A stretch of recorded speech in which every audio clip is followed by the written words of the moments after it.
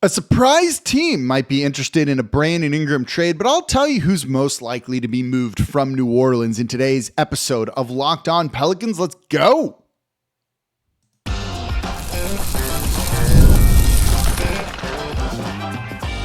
You are Locked On Pelicans, your daily New Orleans Pelicans podcast, part of the Locked On Podcast Network, your team every day. Welcome to another edition of Locked On Pelicans, the daily podcast covering your favorite team, the New Orleans Pelicans and NBA, part of the Locked On Podcast Network, your team every day, available wherever you get your podcasts and available on YouTube. I'm your host, Pelicans Insider, credential member of the media, Jake Madison, at NOLA Jake on Twitter. Here we go on this Wednesday, a game day for your New Orleans Pelicans as they're taking on the Dallas Mavericks. We will talk about that game in tomorrow's episode.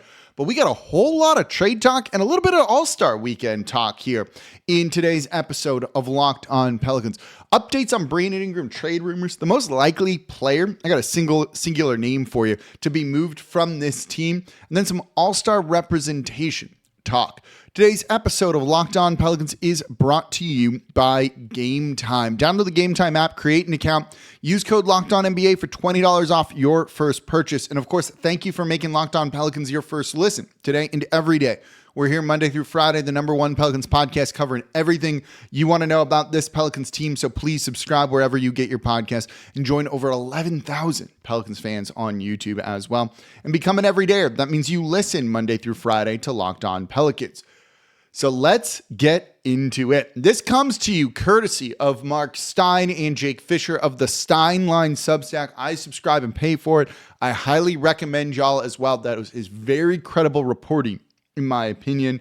If there's one, they asked us this a little while back on Locked On of like, if there's one person you could get that's not like Zach Lowe or someone like that for Locked On, who would it be? And I was like, Jake Fisher was the immediate name that I said. But I digress. It means I trust the dude in the reporting that he puts out.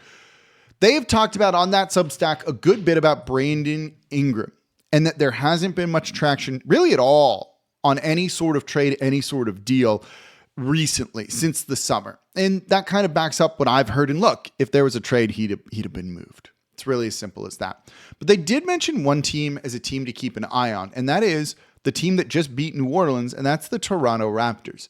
This was a team that kind of looked left for dead this season, but is now on, after beating New Orleans, a 4-game winning streak, showing some signs of life, and just kind of knowing Masai Ujiri, their GM, president, whatever his title is, lead basketball decision maker, isn't going to want to go through like a long rebuild. So can you jumpstart things with a Brandon Ingram trade?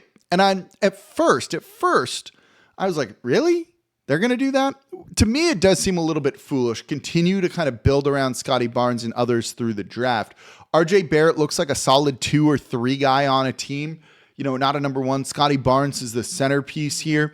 You can probably, Emmanuel Quickley has looked good for them. You can find another piece or two in this draft, and then you have a really strong foundation going forward. And look, they got the veteran of all veterans in Garrett Temple on that team. 14 years in the league, 38 years old on a minimum deal here. So why would they do something like this? It was my immediate reaction. They just traded away OG Anunoby a year ago, Pascal Siakam a year ago. In theory, you'd rather both those guys over Brandon Ingram. So like roll with those players. And then at that point, just try and compete. Why trade them away? Here's the thing with it though, right? Like that makes no sense. You're going to go from those two to Brandon Ingram. Even if Ingram's maybe more of a talented, like top end scorer than either of those guys, but they are more well-rounded players too and have championship experience and all of that. So to move those guys and then go to Brandon Ingram seems a little bit odd to me. But the thing was, like, those two players went for a lot, it felt like. Ingram would be cheap. You wouldn't need to put a lot of chips in. So you're selling, say Pascal Siakam is like 100 on a scale of 1 to 100. He's 100. If Ingram's an 85, but you're only giving up 40 for him, is that kind of a value deal that you want to make? And sometimes I think we overthink value and stuff like that. Get the player you want, even if you got to overpay for him a little bit, right? It doesn't always have to be about value.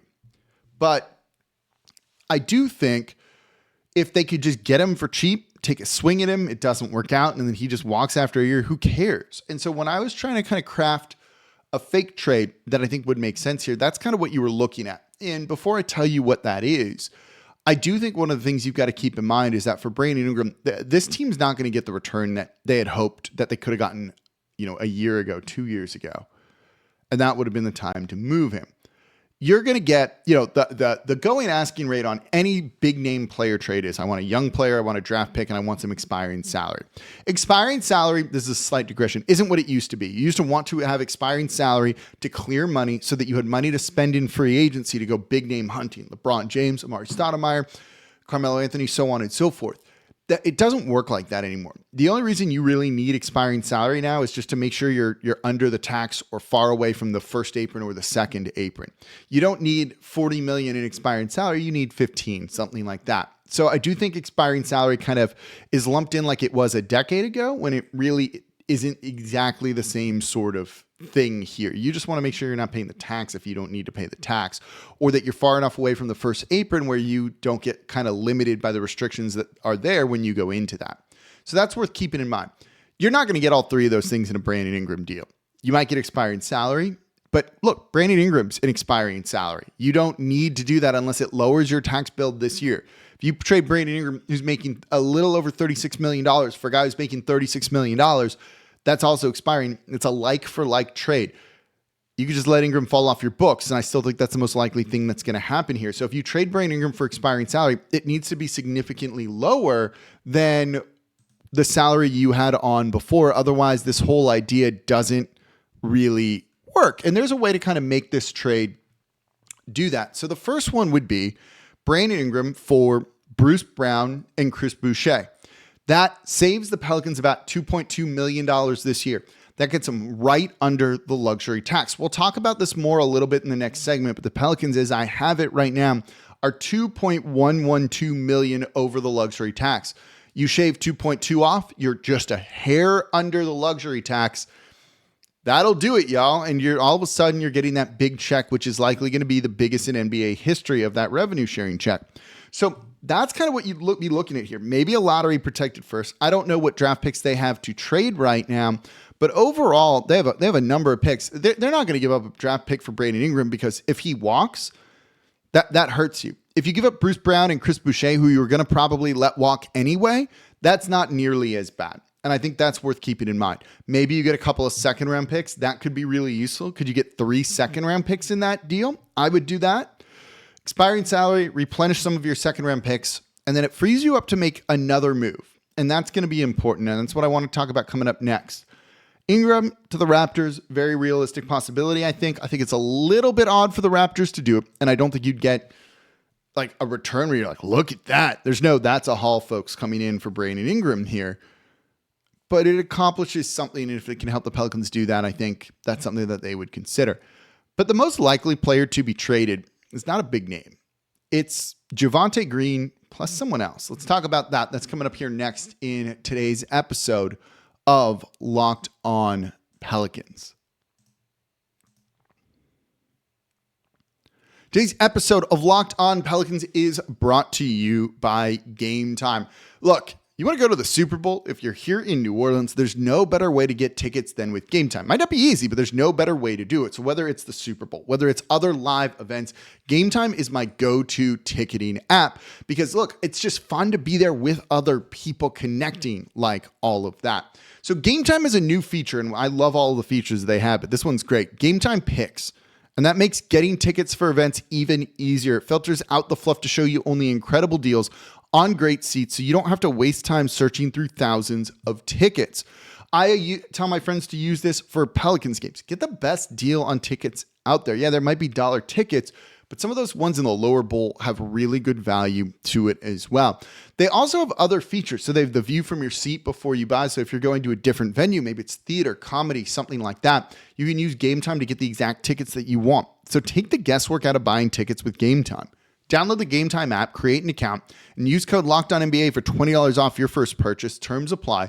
Again, create an account, redeem code LOCKEDONNBA for $20 off. Download Game Time today. Last minute tickets, lowest prices guaranteed. And thank you for making Locked On Pelicans your first listen today and every day. We're here Monday through Friday, the #1 Pelicans podcast, covering everything you want to know about this Pelicans team. So please subscribe wherever you get your podcast. Join over 11,000 Pelicans fans on YouTube as well. And now go check out the free daily Locked On Pelicans newsletter. Locked On Pelicans delivered right to your inbox, but it's also got tremendous league coverage. Talking about the Celtics blowing games. It's been a bit of a surprise this year. It's right there in the newsletter for y'all. So you get kind of the biggest story around the association, around the NBA, and what we're talking about when it comes to the Pels. Subscribe over at LockedOnDaily.com. So let's keep talking trades, and we're going to have more on the trade stuff later in the week. I want to look at De'Aaron Fox and how that's going to impact the trade market for Brandon Ingram. Same stuff with Jimmy Butler as well. I think those actually have pretty big implications on New Orleans. That's going to be worth looking at. That'll probably be the Friday show or so. So that's what we'll look at. Unless something else happens in the meantime, we'll see. We're gonna tease something for y'all in the next segment, by the way. So stay tuned for the third segment here, which is coming up next. But let's look at this. The guy most likely to be traded from New Orleans this season is going to be Javante Green. That's who they really are likely going to move. So I have some different numbers than some others do. I tend to believe someone like Bobby Marks of ESPN. He thinks any minimum contract can be traded and then gets the Pelicans under the tax. I have them at $2.112 million over the tax. So that means someone like Javonte Green or Daniel Tice, who are basically like 2.1, so just under that amount. And maybe it's like a slight math error. I see that and go, I don't know if those guys are going to work, and they might need to do another move. So we'll tie this into the Brandon Ingram talk that we just had. Say you do that trade of, was it Chris Boucher and Bruce Brown Jr. for Brandon Ingram, and you shed $2.2 million. You are now officially under the tax, let's say. Then if you trade Javante Green, that's great. You dump some more salary. You can probably recoup some assets for him. Look, he's an energy guy that can give you some defense, can give you a little bit of offense as well, even if it's not ideal. And he's likely not going to be a long-term piece for this team. He's probably earned more than minimum money going into next season. He's averaging 6.2 points per game. It's nothing incredible here, but he's playing 22 minutes. He started 15 games.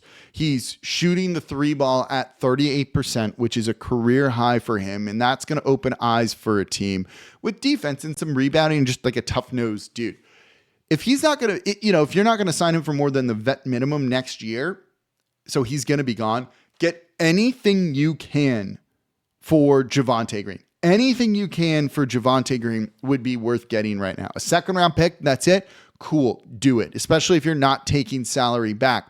I think this would be a very smart move for New Orleans. I could see him going to Boston or any of those teams, maybe even Denver, who want some help for the kind of stretch run here and don't really have much that they can do because they're limited by the first or the second apron. So Javante Green, I could see being a valuable guy. You're not going to get a first round pick for him at all. Maybe a second round pick at best. But if you get that, take anything you can get for him that doesn't complicate the books, the salary cap sheet, any more than it's already complicated. That would be a very good move for New Orleans, especially if you could dump Javante Green and his, call it $2.1 million contract. If you could dump that while you're already under the luxury tax because you traded Brandon Ingram away. And that's because of a few things here. One is they want to sign Brandon Boston Jr. to an NBA deal. He's on a two-way contract right now, and he's cooled off a little bit since that kind of pretty impressive start that he had for New Orleans. But this is someone who's still averaging 10.6 points per game, 3.2 rebounds, 2.3 assists, and shooting 34% from three. That's not an incredible number. It's not bad. If you look at him, he's about the same guy that he's been before, but the rebounding is kind of slightly up, and more importantly, the assists are slightly up. He's shown that he can play point guard in a pinch for this team, and to give you a little bit of a microwave scorer who can kind of just create his own shot, even if it's a mid-range jumper, which isn't exactly what we want, well, that's a useful guy to have on a minimum deal. An offensive guy on a minimum deal like that, pretty good. Also, would make Clutch happy. That's who he's represented by, him and DeJounte Murray. So if you can, kind of appease that agency a little bit, given what's kind of going on now with De'Aaron Fox potentially, that doesn't sound like a bad thing in my opinion. So you could move Javante Green, get an asset for him and then sign Brandon Boston Jr. to an NBA deal. This is similar to what they've done with guys in the past. It would be late in the season. They've done it with Jose a couple of years ago. They did it with Najee Marshall before that. And at that point, they don't really push you into the luxury tax because you're paying a pro-rated number. So if they can find a way to do this, they would like to. I don't think it is like a must do, right? Say you don't move Brandon Ingram. Say you make a deal, you trade away Jeremiah Robinson Earl, who's making enough that if you were to trade him, it should drop the team under that number. But again, I might be slightly off with that math, and I want to acknowledge that here. Say you trade Jeremiah Robinson Earl, you're under the luxury tax by like $200,000. Cool, we could call it a day. I don't know if you can necessarily at that point sign Brandon Boston Jr., you'd have to do it on the right day, to an NBA deal at that point and then not go back into the tax because that would be pretty disastrous for the New Orleans Pelicans. So you've got to find the right way to do it. If that doesn't work, well, okay, that's not ideal. So you've got to find ways to make this work, and that would be maybe multiple trades, and then it allows you to sign Brandon Boston Jr. Even if you have to trade Javante Green for a pick, get him into some salary cap space. Then you use that pick to move someone like Jeremiah Robinson Earl. It all still kind of accomplishes the same thing. And you then get to sign Brandon Boston Jr. So that's likely so at the minimum, when I was on TV over the weekend, literally on every show talking about this, I said, at the minimum I guarantee you they make a trade. They will not be unactive at the trade deadline. There will be some sort of trade here. We'll see what that is. It's likely going to just be a cost-saving move for the New Orleans Pelicans. But it does seem like Javonte Green, of the guys that they could trade that are not a Zion Williamson, Brandon Ingram, or a CJ McCollum, has the most value of anyone else that they would trade. They're not trading Trey Murphy. They're not trading Herb Jones. They're not looking at those guys. The one who has the most value is probably going to be Javonte Green, just because, it seems like he would help a team. It is a little bit notable that there doesn't seem to be a whole lot of value around the league for a guy like Jordan Hawkins. More on him in the next segment as we talk about the All-Star game, because he's not on anything. I do think that's a little bit eye-opening, but I'm not overly worried about that. But Green certainly seems like he's going to be a guy who gets moved. There's going to be a couple of like little deals here, which is really all New Orleans should do. They should not go for a big trade unless one just falls right into their lap and you look at that and you're like, oh yeah, there's no way they could say no to that. But they should not be trading future assets or anything like that outside of a second round pick here or there for anything, because have you seen the team? They're not going to make a run to make the playoffs. They're not mathematically eliminated yet, but no one is at this point in time, I think. It's not like it's looking good here when it comes to all of that. And we've definitely seen, even with that winning streak that they went on, they fell off of that pretty quickly. They are 12 and a half games out of the 10th seed. 12 and a half games out of the 10th seed. Like, you're not making that. Even if Sacramento kind of blows it up, which they really might, which is just wild to me. You've got the Spurs right there, the Warriors right there, the Warriors who've been struggling mightily recently too. I don't think you're going to jump those teams whatsoever, especially with losses to Charlotte and then Toronto. Toronto's kind of creeping towards that 10th seed and maybe has a chance. Maybe that's a reason why they would trade for Brandon Ingram. All right, coming up next, let's talk All-Star game. Missi in the Rising Stars game. Jordan Hawkins not on there. We got some news that I want to tease for you that you'll hear about in the future. We're going to share some of it a little bit here on Locked On Pelicans. That's coming up here next.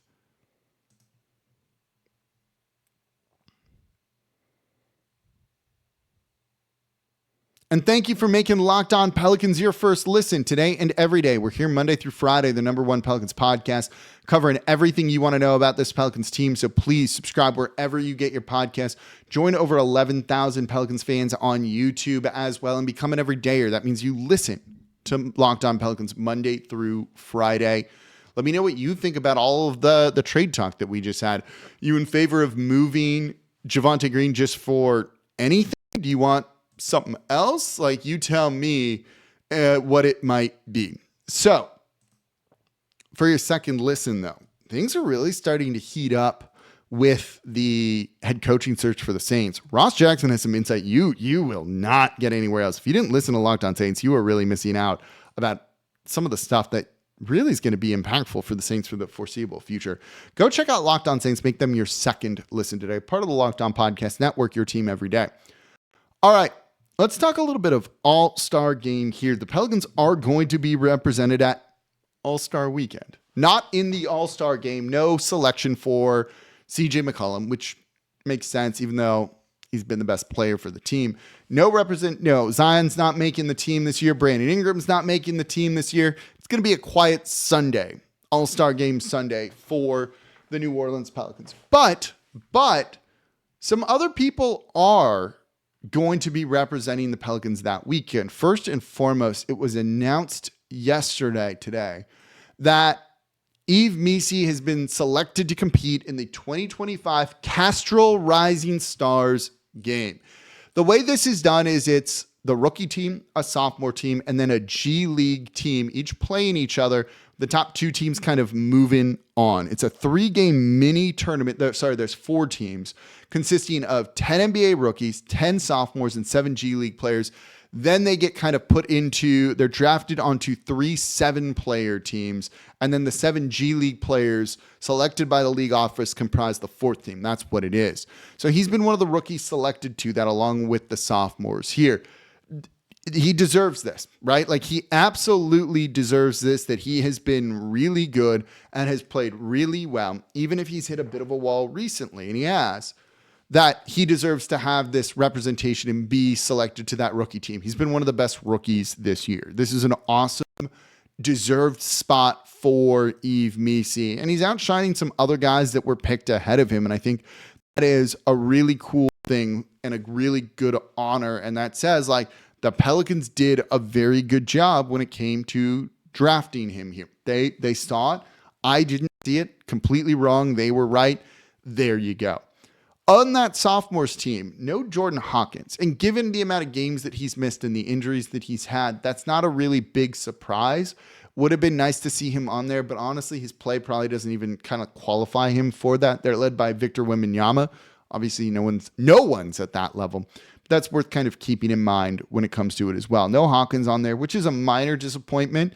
Even if he wasn't as injured as he's been, would he have been on there? And I think that's a bit of a question right now.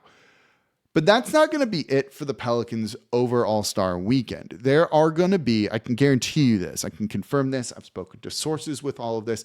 The reporting on this, I feel as strongly as anything in.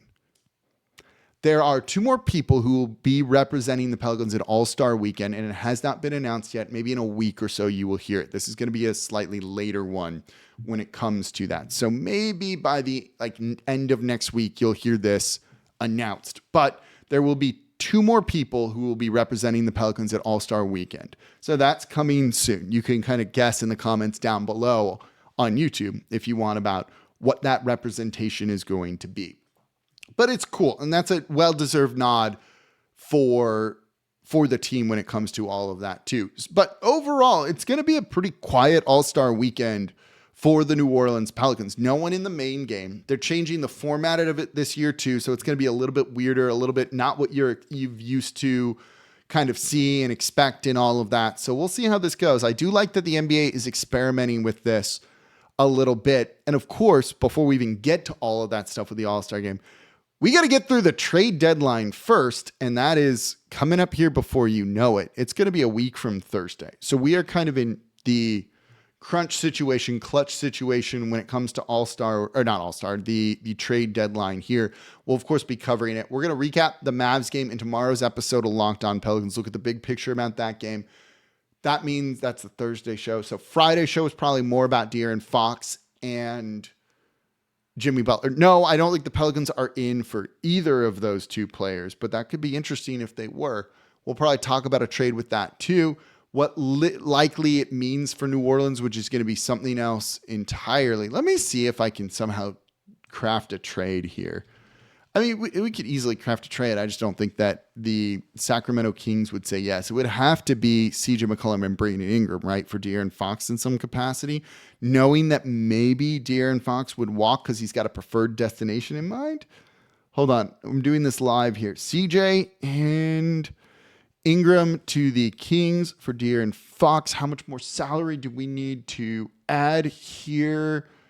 We need to add $27.5 million. Oh, there's almost no way to make that work unless you bring DeMar DeRozan in, and we need to add like Devin Carter could do it. Let's see what this looks like. Does that pull it off? It does. There's no way they'd say yes to this. Devin Carter, DeMar DeRozan, De'Aaron Fox for Brandon Ingram, and CJ McCollum. Interesting idea. You also shed salary for the Pelicans, so that's kind of interesting too. $6.4 million. You could do a little bit more here. I don't know. Maybe we'll talk about that on Friday's show. We actually definitely will. So that's coming later in the week. So that's going to do it for this episode of Locked On Pelicans, part of the Locked On Podcast Network, your team every day. As always, I'm your host, Jake Madison, at NOLA Jake on Twitter. I'll be back with y'all tomorrow to recap the game.